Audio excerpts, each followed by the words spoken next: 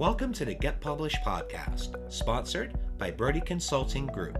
To get more information about our coaching, publishing, executive ghostwriting, and podcast production services, go to getpublishedpodcast.com. Hello, I am Paul Brodie, and thank you for joining us for another episode of the Get Published podcast, where we help authors get published with a proven system that works. And today, we're being joined by Brenda Lee Warren, author of Soul Searching, Get on Board for Transformation Using the Tap-In Method. Brenda, welcome to the show. Thank you, Paul. I'm excited to be here. Well, we are thrilled to have you. Are you ready to begin? Yes, I'm ready to begin. All right. Question number one. What is the one piece of advice that you would give to a first-time author who is currently writing their book? Get a writing coach. Don't take for granted that you know what you don't know.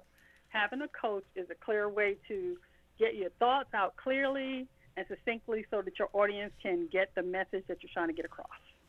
And what do you feel is the hardest part about getting published? I thought the hardest part, well, I didn't think it was hard to get published, actually, because I self-published. I thought the hardest part was just not knowing what I didn't know about the process. And sometimes it's a blessing not to know the real process. So if you make a mistake, you just, overcome and adapt. Yeah, there's a lot of things with it, with the editing, with the formatting, the book cover design. I mean, you get one thing wrong, it can be a very daunting process. It makes it a very extendedly long process when you don't know that. That is very true. How long did it take you to get your book done? Well, I wrote it in 7 days. Nice. But it took me 3 months to edit it because of the fact I didn't know what I didn't know. Mm-hmm. And the editing process to me was the most important process because after I did bother to get a writing coach, I realized all the cliffs I left hanging for people to jump off and fall into nowhere's land because I didn't have a clear thought. So getting that coach did make the difference that the book came out, and I think I eliminated a lot of the things I left hanging. So you got it edited, then you got it formatted. So did you do the formatting yourself, or did you outsource it? I actually formatted it and edited it myself in the beginning, and then I had 10 different people look at it to make sure what I did was correct. Nice. And then how about the book cover design? Did you design that yourself, or did you outsource it? I outsourced the book cover count. I outsourced portion of it, but the original picture that's on the front cover of my book, that actually came from a picture a friend did for me, and that's how we came up with the concept for the book cover. Excellent. Well, let's talk about marketing. So please share a marketing strategy that you used in your book launch that worked well. Well, the marketing strategy I used for my book launch was to tell every person that I walked past, hey, I wrote a book. Because, again, what you don't know, you don't know. And I did not even realize there were really steps and procedures to go to, which was, again, a blessing for me.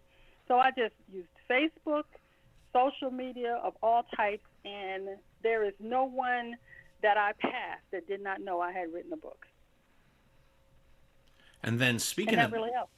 Well, I was going to say, speaking of books, now comes the hard question, right? What is your favorite book? And what was the number one thing that you learned from it? My favorite book is actually Think and Grow Rich. And it was my favorite. The main thing that I got out of it was that I could be rich. And it didn't mean just money.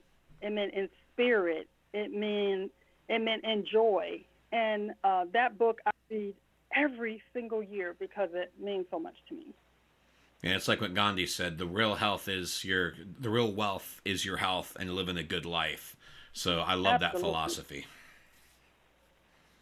Absolutely. And I think that that's a book that really opened my mind. See, I was a kid that grew up in the projects, that grew up around a lot of lack and poverty, and was told that we could never be rich. But that wasn't the truth. And that book changed my mindset about money and how I handle money, which allowed me to live a debt-free lifestyle. For our final question, what is your favorite quote and why? My favorite quote actually is, life is choice-driven. The choices you make today will be the reality you live tomorrow. Choose wisely. Because I truly believe that life is choice-driven. I get to choose not to live in the negative.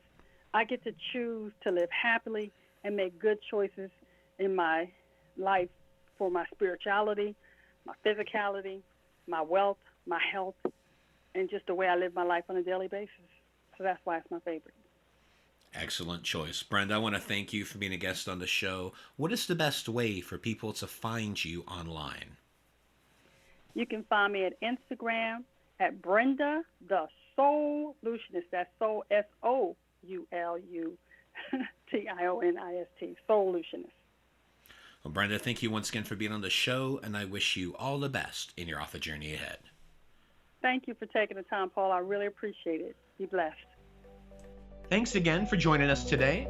To learn more about how to get your book published with a proven system that works, grab a free copy of my book at getpublishedpodcast.com.